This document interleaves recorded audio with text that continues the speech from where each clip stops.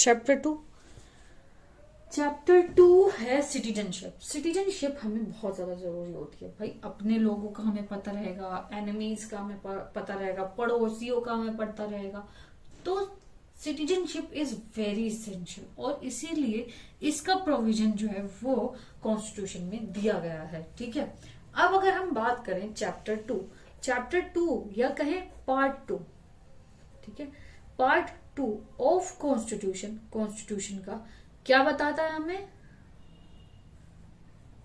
Citizenship. ठीक है, citizenship बताता है। सिटीजनशिप कहां से कहां तक है? 5 to 11। अब इसको एक बहुत ही छोटी वीडियो में अगर हमें समझना हो तो मैं इसको कर देती हूँ स्प्लिट में मैं जाऊंगी सबसे पहले आर्टिकल नंबर 5 पे। ठीक है, आर्टिकल नंबर 5 जो है वो बात करता है citizenship at commitment of the constitution. अब ये बात करता है सिटीजनशिप कब? Eight commitment. कमिटमेंट का मतलब होता है जब हमारा कॉन्स्टिट्यूशन बना हो, इनिशियल स्टेज। ठीक है, आर्टिकल 6 जो है वो बात करता है right of citizen of a certain person who have migrated to India from Pakistan. अब ये बात करता है सिटीजनशिप किन के लिए?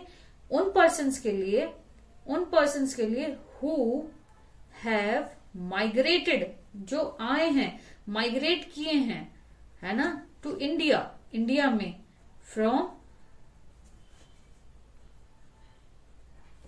पाकिस्तान से। ठीक है, अब उसके बाद क्या होता है? आर्टिकल 7। अब ये उन राइट ऑफ सिटीजनशिप, मतलब ये एक राइट दे रहा है सिटीजनशिप की उन लोगों के लिए जो सर्टेन माइग्रेट, अब ये माइग्रेट हुए हैं कहा? टू पाकिस्तान। ठीक है, आर्टिकल 8 वो बात करता है उनकी राइट्स ऑफ सिटीजनशिप उन लोगों को सर्टेन पर्सन्स ऑफ इंडिया जो इंडियन है ना, ऑफ इंडियन है ना, ले ओरिजिन उनका इंडियन है, वो रेजिडिंग आउटसाइड इंडिया, और इंडिया से बाहर वो रहते हैं। ठीक है, फिर बात आती है आर्टिकल नंबर 9 की। अब ये है कि कुछ पर्सन्स जो हैं वॉलेंटियरली एक्वायर कर लेते हैं, वॉलेंटियरली बन जाते हैं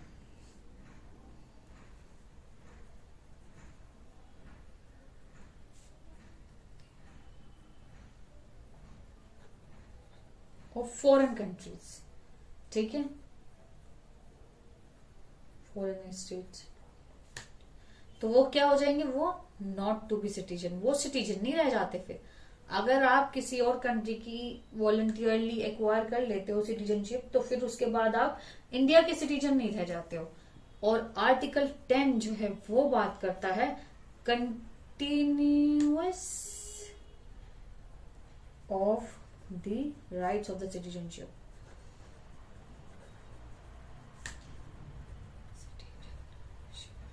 कि कब तक कंटिन्यू रहेगी।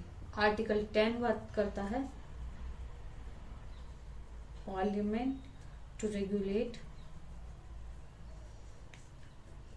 The right. कौन रेगुलेट करेगा? पार्लियामेंट रेगुलेट करेगा द राइट ऑफ सिटीजनशिप। ठीक है, बाय लॉ। अगर हम सिटीजनशिप बाय लॉ ले रहे हैं तो उसको कौन रेगुलेट करेगा? वो करेगा पार्लियामेंट।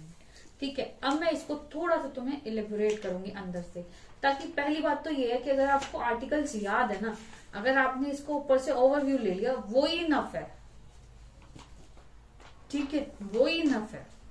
अगर हम बात करें at commitment of the constitution के कमिटमेंट में, मतलब अगर हम शुरुआत में बात करें, दैट इज अगर हम बात करें 1950 की, ठीक है, 1950 के अराउंड जब हमें इंडिपेंडेंस मिली थी, उसके बाद की, है ना, उस टाइम जब ये अमिट हुआ था, उस टाइम की अगर हम बात करें, तो अगर आपका जन्म हुआ है या और आपके पेरेंट्स का जन्म हुआ है, ठीक है, और आप 5 साल से किसी भी एरिया में, ठीक है, ऑर्डिनरली रह रहे हो,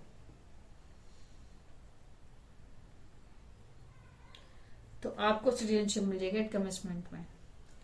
दूसरी, कुछ पर्सन है जो माइग्रेट हुए हैं इंडिया में, जो अब उस टेरिटरी से, किससे, पाकिस्तान से, वो सिटीजन्स माने जाएंगे एट कमेंसमेंट ऑफ कॉन्स्टिट्यूशन अगर उन्होंने क्या कंडीशन फुलफिल कर दी कि उनके पेरेंट्स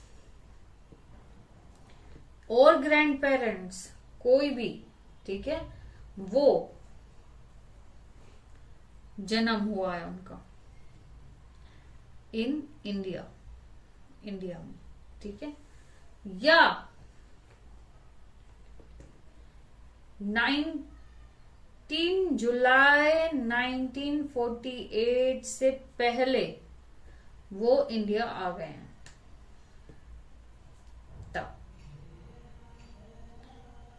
लेकिन कोई भी, ये वाले जो हैं वो रजिस्टर्ड नहीं होंगे, है ना, वो रजिस्टर्ड नहीं किए जाएंगे, उनको एक कंफर्मेशन नहीं दी जाएगी अनलेस ये लोग 6 महीने के लिए इंडिया में रहते हैं, ठीक है। अगर 1 मार्च 1947 से के बाद, ठीक है, पाकिस्तान चला जाता है, ठीक है, पाकिस्तान चला जाता है, तो वो shall not be citizen of India, India का सिटीजन रहेगा ही नहीं। अब जो इंडियन ओरिजिन के हैं, ठीक है, लेकिन बाहर रहते हैं, है ना, तो उनके पेरेंट्स, ग्रैंड पेरेंट्स, ठीक है, इंडिया में बोर्न हुए हैं,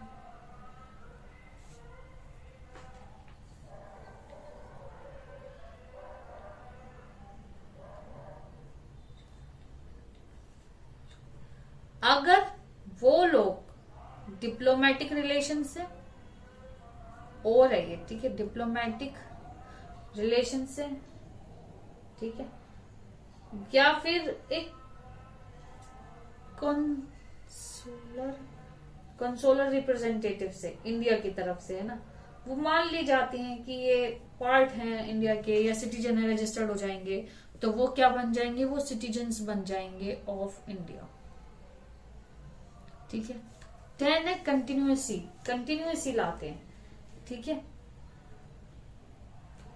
सॉरी, मैंने ये यहाँ का लिख दिया, यहाँ का 9 है कि जैसे अगर आप किसी और जगह की सिटीजनशिप ले लेते हो वॉलंटियरली किसी फॉरेन कंट्रीज की, तो आप जो है वो citizen, not to be a citizen of India, आप फिर इंडिया के सिटीजन नहीं बन जाते हो।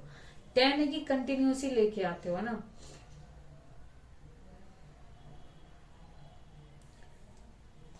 वो अगर आप राइट ऑफ सिटीजनशिप के क्या होंगे, अगर आप हो जाओगे तो आप जो है वो पार्लियामेंट जो लॉज बनाएगा ना, उनसे बाउंड हो जाओगे, ठीक है, उनसे तुम बाउंड हो जाओगे। Parliament to regulate the right of a citizen by law, कोई भी लॉज जो इसमें बनाए जाएंगे, ठीक है, कोई भी जो लॉज बनाए जाएंगे वो किसके पास पावर है, पार्लियामेंट की। अब यहाँ पे ना एक एडिशनल चीज मैं बता देती हूँ तुम्हें, इसमें है कि सिटीजनशिप अमेंडमेंट एक्ट